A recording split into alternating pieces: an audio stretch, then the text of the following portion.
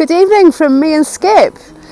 Wasn't going to do a video at all today, but I've been inspired to do a short one. So, yesterday I showed you some Herb Robert while I was out in the woods. Well, I've actually done a bit of research on this and on mustard garlic, or garlic mustard. Garlleg y berth. Both of these plants are edible, all parts of the plant. This is the garlic mustard. You can use the flowers in salads and the leaves. The stalks are kind of like a mild horseradishy taste.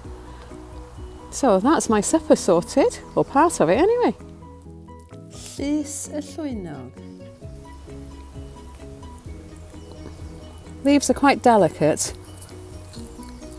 I'd say slightly bitter, but the other thing that you can do with this is use it as an insect repellent. So you just pick a little of it, rub it on your skin, and hopefully it'll keep the bugs away. So that's really useful if you're out on a woodland walk.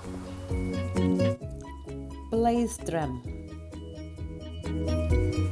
Another one that's really interesting is the green alkanut. If you feel the leaves, excuse the paint I've got on my hands, I am in the middle of decorating.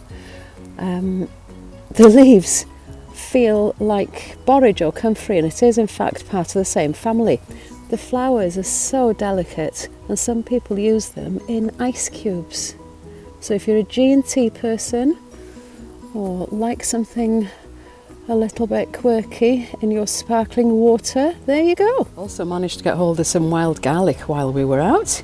So along with the garlic mustard, that's quite a nice little foraging haul this afternoon. And my home sprouted bean sprouts are ready, so I'm sure I can make up something interesting for tea out of that lot. Ardderchog. Just a reminder, make sure it's safe before you eat it.